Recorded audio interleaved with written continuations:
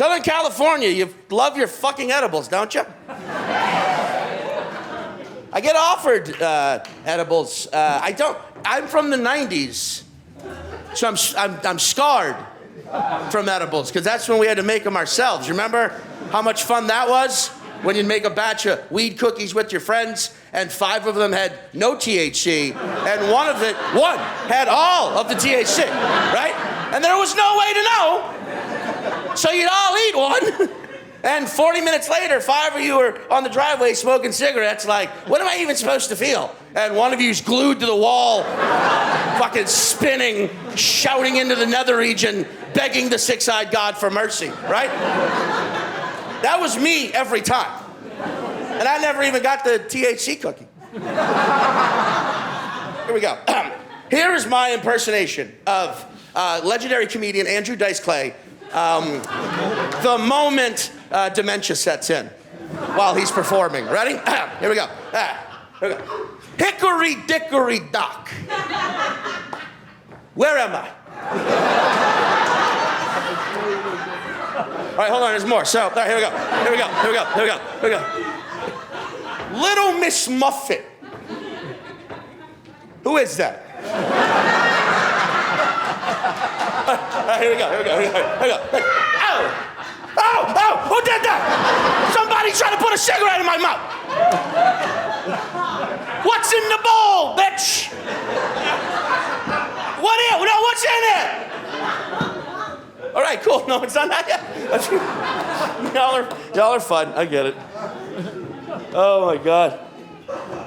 Don't you think I look like a beer?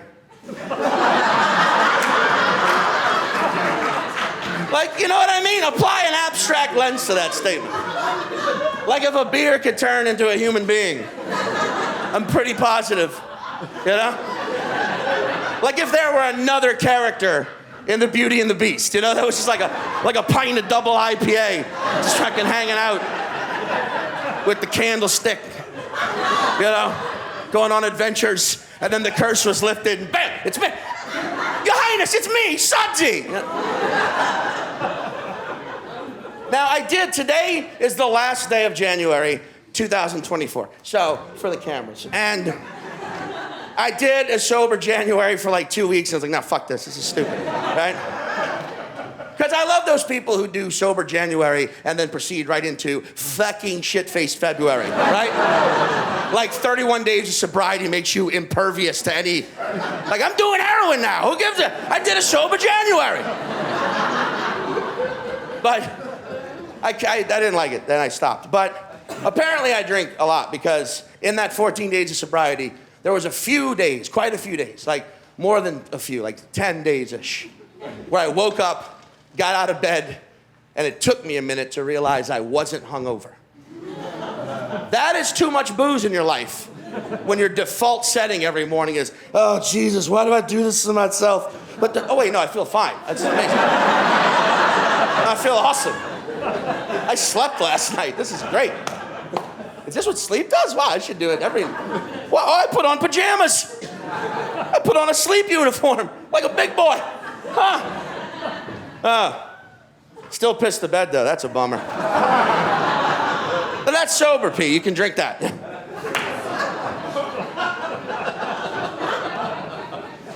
I went home last week to surprise my mother, right? It was her birthday. I went home to surprise her because I'm a good son. Right? Not that good of a son. I didn't bring her shit. You know, it's just me. Like, I'm here. A present? It's my laundry that I've been traveling with. Haven't you missed doing this? But I texted my brother, right? I was like, hey, I'm coming home to surprise Mom for her birthday. Can you pick me up at the airport? And he responded, fucking A, man. However, in text, that just reads, fucking a man. Right? You understand? Right? Right? Like we all know the phrase he was going for. Fucking A, man. But no comma. There you go. Fucking A, comma, man would have been like, oh yeah, but just fucking a man. So, right away I was just like, oh, congrats, bud. Oh. Is it love? You know? Are you a top or a bottom? Never thought about it, but let me know. Maybe next time just silence your phone while sinning. right? Speaking of which, you know you can take a dick riding class? Yeah, you can do that online. You can take a dick riding class. I took it. I know. I did it just to see, you know? How would that not make me a better lover? To understand. Apparently it's all in the core. Don't know if you knew that. Riding the dick is actually all in the core, right? A lot of women put it all in the hips. That's incorrect, actually, you know? The hips are just the wheels. The core is the engine. You understand? Like, think of your body like an actual automobile. It's not the wheels that make the car go. The engine makes the car go. The wheels just facilitate the movement. Same thing with fucking. You understand? Like, the core drives the riding. The wheels are the hips just facilitate the ride, the back and forth, right? And when you engage your core like that, your Kegel muscles tighten, thus exposing your G-spot more, making it more, a larger possibility of contact with the penis, thus triggering an orgasm. Don't know if you knew that. Yeah. I just made all that up off the top of my head. I didn't know there was a dick riding class till somebody applauded. Apparently I should teach one. Thank you, sir. That was a good laugh. I'm going to early nominate you the clitoris of the audience right there. Every audience has a clitoris, you understand? It's on us, the comedian, to locate the clitoris, stimulate them, you know? And the joy spread like wildfire through through the sloppy, wet vagina that is the audience. And much like an actual clitoris, you're just slightly to the right of where I've been focusing my energy for the past, 7 minutes. So, thank you for the reminder. Try harder.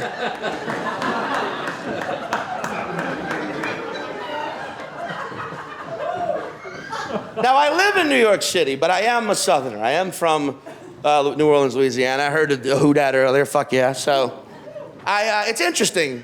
I've lived in New York for 17 years, but I go home a lot. It's interesting being a Southerner, because I'll say that sometimes out loud. Oh, yeah, I'm from the South originally. And grown adults in New York will go, ugh. Which is such a cunty way to react to fucking anything. Ugh. And I will always lock in on those people and ask them, have you ever been to the South? And 9 times out of 9, they're like, no. And I say, well, then you're just as ignorant as every Southerner that's never left it and thinks we're all out here in the cities, drinking the blood of Christian children right from the neck. You cannot judge a place till you've been there. That's a fact, all right? And I mean that emotionally and mentally as well. Save that for another day. But, I've seen more Confederate flags in Ohio than I ever saw growing up in Louisiana. Ohio makes you want to tell the entire state, hey, Ohio, I'm pretty sure if the South ever rose again, I don't think you're included. I think you got duped on a geographic level, you fucking noob. But the South's not all bad, just a lot, but not all. Everyone wants to shit on Texas. I feel sympathy for that. I grew up next door to Texas in Louisiana. On a quiet night, you could just hear that state. You just hear it off to the west. Like a wee-hoo! And as a boy, you're like, Mom, was that a wolf? Your mom, no, buddy, that was a Texan. Let's hope someone prays for that wolf. But over time, I learned that occasionally that wee-hoo! It's also a cry for help. Everyone wants to hate on Texas without realizing it already hates itself. You understand? It's a dysfunctional family of a state. That's why I think we should all identify with it more than we hate it. If all of the cities in Texas were siblings, they do not get along. Some of them hate each other, you know what I mean? Their Thanksgivings are terribly awkward, Austin and Lubbock probably haven't spoken in 30 years. Because Austin's like the sibling that left for a while, you know what I mean? Went to Wesleyan or Vassar or Grinnell College, got a degree in art history, then moved to South Korea for 8 years to teach English, and then came back and got preachy because it thought it was better than everyone, Immediately was like, y'all, I don't like what we're doing around here, and we're going to change things. And I'm the capital, so I say so. We're changing. And Lubbock was finally like, shut the fuck up, bitch. Nobody asked you. Ain't nobody asked you shit, man. Now I'm done with his shit. What we doing wrong, man? What we even doing wrong? No, don't start that shit, man. We ain't executing mentally disabled people. Now, we're just sending them back.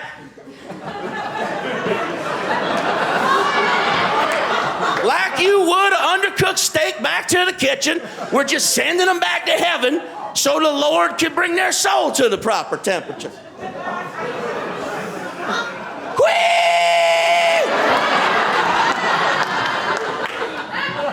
And then Austin started weeping, and Dallas showed up and took Lubbock's side. Austin felt ganged up on and was about to leave till Houston finally got there and defended Austin, said, forget about them. Come on, Austin. You can come stay on my couch for a while, buddy. Don't worry about me, okay? I'm the only top 5 major city in this family. You understand? You understand? I'm not going to have to rely on a festival-based economy, you little shit. It's a state that is obsessed with size, and that's what I love about it, right? Texas size. That was a thing you used to be able to do. Any fast food chain you went to, they offered Texas size. Large? No, that ain't enough. Extra large? Why? You even hungry? Get that Texas size, man. You get 4 liters of Dr. Pepper, a quadruple cheeseburger, right? That's just burger, cheeseburger, cheeseburger, it just keeps going. And a JanSport full of curly fries. You don't want all that for $1 more? Now, my theory here is that Texas used to be the largest state in the Union, and it was dethroned by Alaska, right? And they never got over it. There's a jealousy to them. That's why everybody in Texas drives a big old motherfucking truck, right? I think it's like a conspiracy among Texans. Like, listen, boys, we keep driving these big old butt fucking gas guzzlers, right? And keep burning up more of that fossil fuel, right? Melting more of them ice caps, right? Them sea levels rising, swallowing up more of that Alaskan shoreline. And we're back, baby! Woo-hoo! Hell yeah! Hell yeah! I mean, shit, if that's the case, can I get a V99 under the hood? We make an engine that big yet, the V99? I'd like negative gas mileage if that's a possibility. I'd like negative 35 miles to the gallon, okay? And you go ahead and slap a 1,000-gallon tank on that puppy. That way, I get 50,000 miles, negative gas mileage. So next time I start her up, I go back in time to the Alamo, save them boys.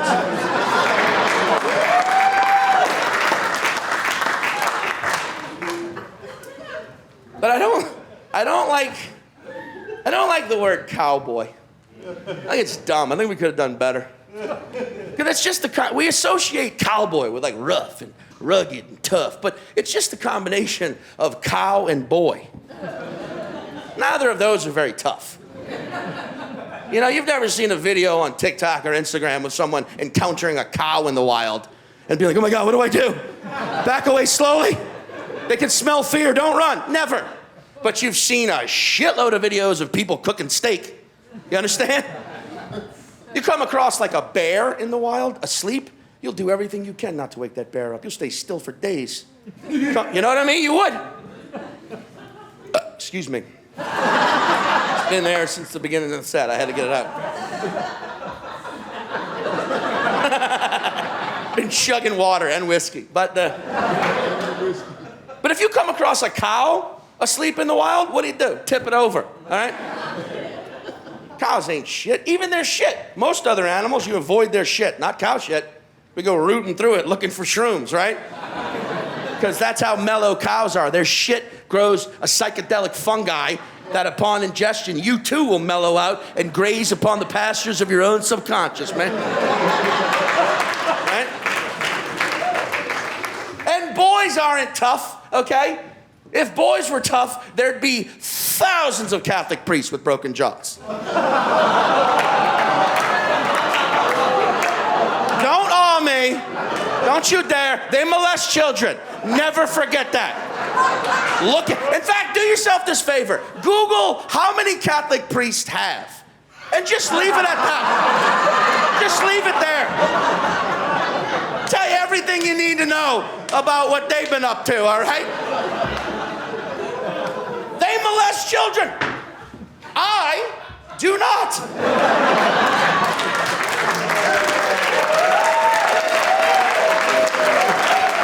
And that is the Sean Patton guarantee. You heard it firsthand. I may not make you laugh with that observation about terrible things that still happen in our society, but I will also not coerce your 10-year-old son into letting me blow him so he doesn't go to hell. Choose a side.